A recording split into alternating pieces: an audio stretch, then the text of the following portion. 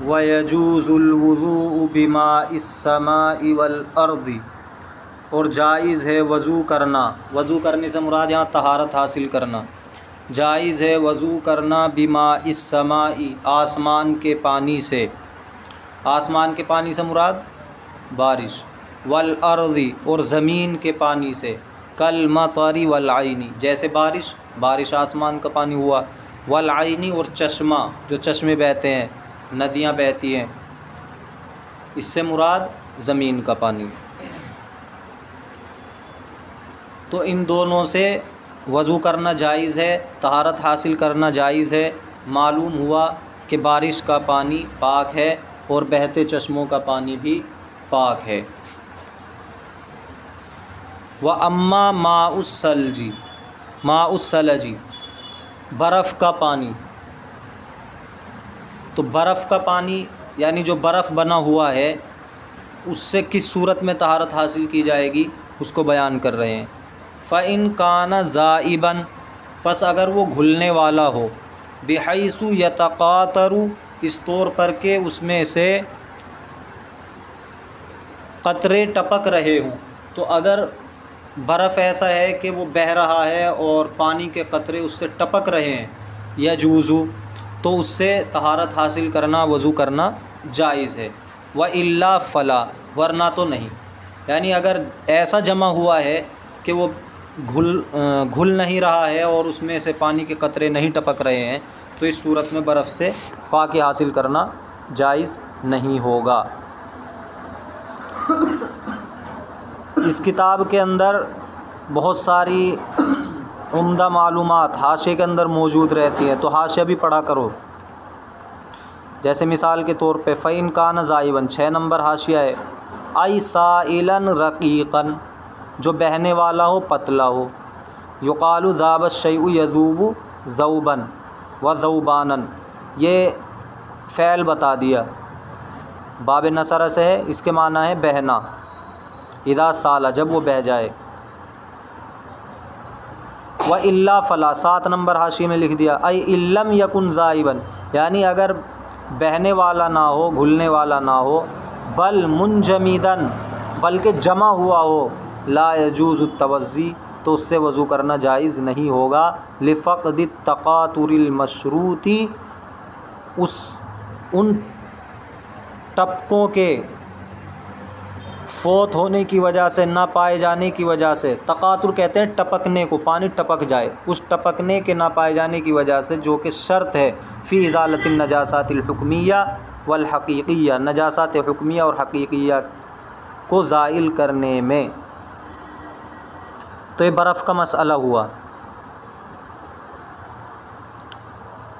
وَإِن تَغَيَّرَ بِطُولِ الْمُكْثِ، اور اگر بدل جائے، پانی بدل جائے لمبے زمانے تک ٹھہرنے کی وجہ سے،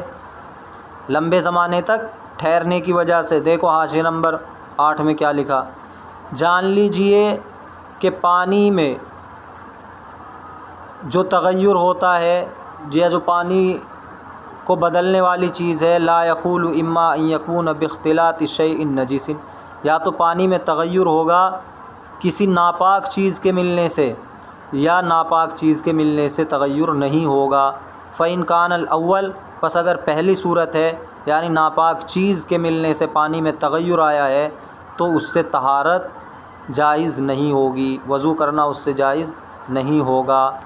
لِانْعِدَامِ وصف الطہوریت، کیونکہ اس میں پاکی کا وصف نہیں پایا جا رہا، پاک کرنے کا۔ وَإِن كَانَ الثَّانِي فَلَا يَخْلُو، اور اگر دوسری صورت ہے یعنی پانی میں جو چیز ملی ہے جس نے پانی کو بدلا ہے،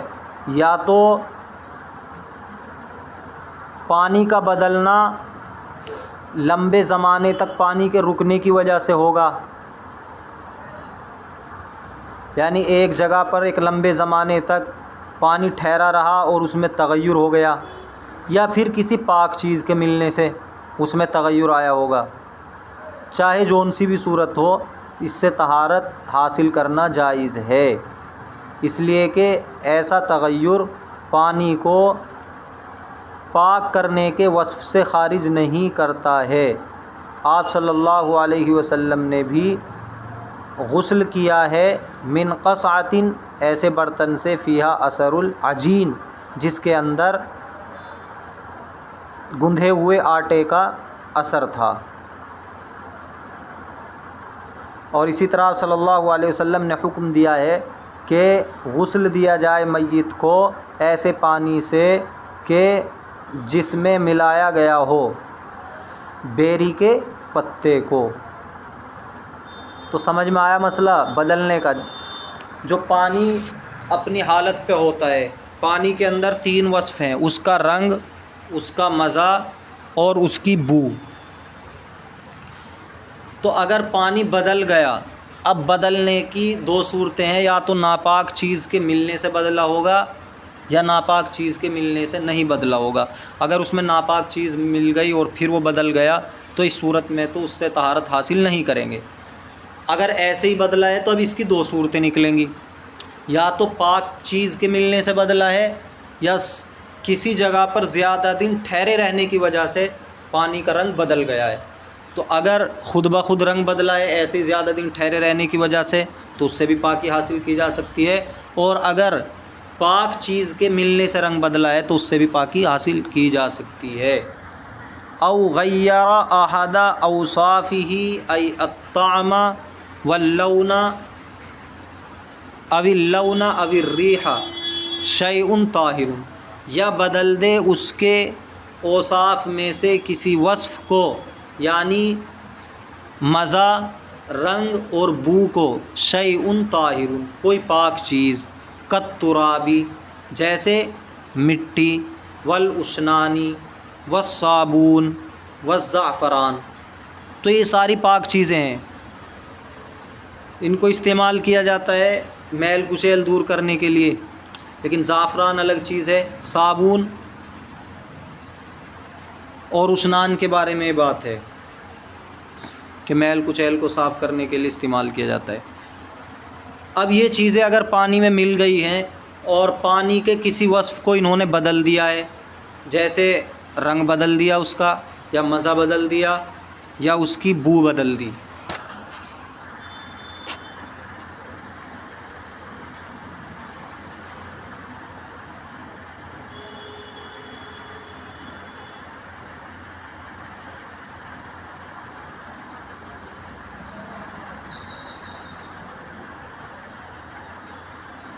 اب دیکھو یہاں آگے کیا بیان کریں، انما عد هذه الاشیاء، ان اشیاء کو شمار کیا ہے، یعنی مٹی، اشنان، صابون اور زعفران کو،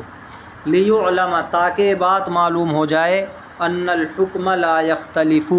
کہ حکم مختلف نہیں ہوتا ہے ان سے طہارت کے حاصل کرنے کے جائز ہونے کا، بأن کان المخلوط من جنس الارض، یعنی ملنے والی چیز، پانی سے جو چیز ملی ہوئی ہے، چاہے وہ زمین کی جنس سے ہو، کالترابی، او شیئا یقصد، یا ایسی چیز کہ جس سے قصد کیا جائے، جس کا قصد کیا گیا ہے، بخلطہ، پانی کے ساتھ ملانے کا،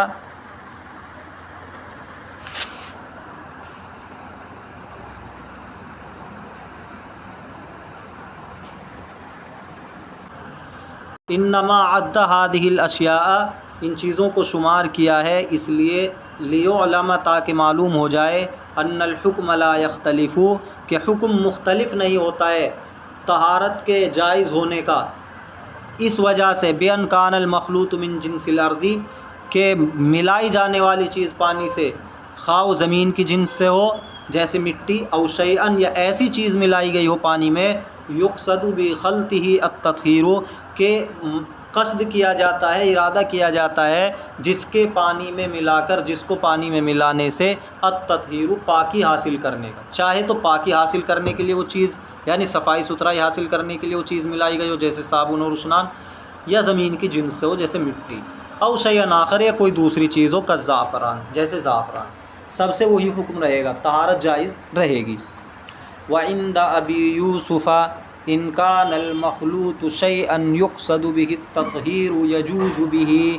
الوضوء الا ان یغلب علی الماء حتی یزول طبعه وهو الرقة والسيلان۔ امام ابو یوسف علیہ الرحمہ اس بارے میں اختلاف کرتے ہیں۔ جو زمین کی جنس سے چیز ملائی گئی ہے اس میں اختلاف نہیں، بلکہ جو چیز صفائی ستھرائی حاصل کرنے کے لیے ملائی گئی ہے تو اس میں دیکھیں گے کہ اگر وہ چیز پانی پر غالب آ گئی، مثال کے طور پر صابن ہے، اس کو اتنا ملا دیا کہ پانی پہ وہ غالب آ گئی، اور پانی کے اندر جو ایک اس کی طبیعت تھی یعنی بہنا پانی کا، اور وہ ختم ہو گیا، اتنا گاڑھا ہو گیا کہ اب بہہ نہیں سکتا، ایسی چیز ملا دی، تو اب اس صورت میں کہتے ہیں کہ اب جائز نہیں ہوگا طہارت حاصل کرنا، اور جب تک وہ ملائی جانے والی چیز کم ہے، غالب نہیں آئی ہے، اس وقت تک جائز ہوگا۔ ان کان المخلوط شیئا، اگر ملائی جانے والی چیز ایسی ہے یقصد بہ التطہیر، کہ جس سے قصد کیا جاتا ہے پاکی حاصل کرنے کا، یجوز بہ الوضوء، تو جائز ہے اس سے وضو کرنا، الا ان یغلب علی الماء، مگر یہ کہ وہ چیز پانی پر غالب آ جائے، پانی سے زیادہ ہو، اور غالب آنے کا پتہ ایسا چلے گا حتی یزول طبعہ، حتیٰ کہ اس کی طبیعت زائل ہو جائے۔ پانی کی طبیعت کیسے زائل ہوگی، اور وہ کیا طبیعت ہے؟ وَهُوَ الرِّقَّةُ وَالسَّيْلَانُ، اور وہ پانی کے اندر پتلا پن اور اس کا بہنا ہے۔ تو اگر وہ چیز اتنی ملا دی کہ اب پانی بہہ نہیں سکتا تو اس صورت میں پھر جائز نہیں ہوگا۔ وَإِن كَانَ شَيْئًا لَا يُقْصَدُ بِهِ التَّطْهِيرُ،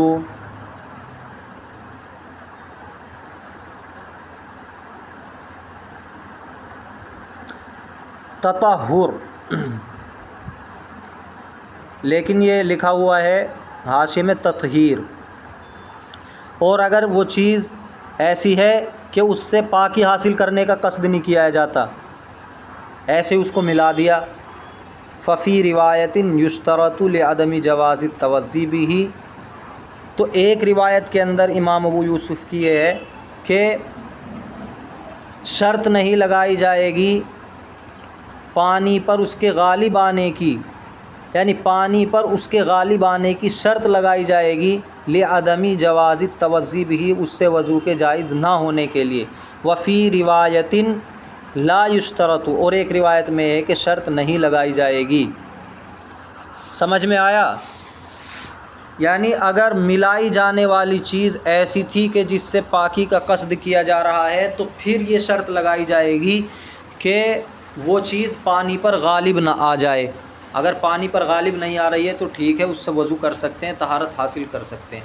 لیکن اگر ایسی چیز ملائی جا رہی ہے پانی میں کہ جو طہارت حاصل کرنے کے لیے نہیں ہے، تو اس میں اب ان کے دو قول ہو گئے۔ ایک قول یہ ہے کہ یہاں پر بھی پہلے قول کی طرح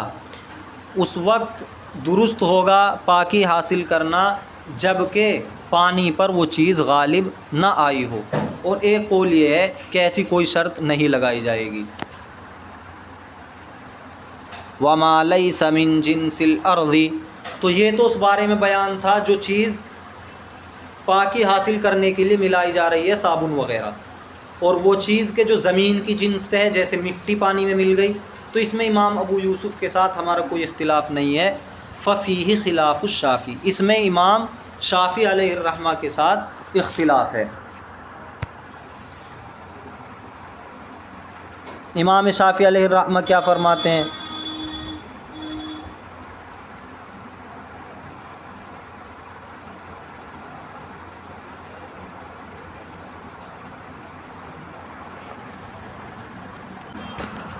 وما لیس من جنس الارض،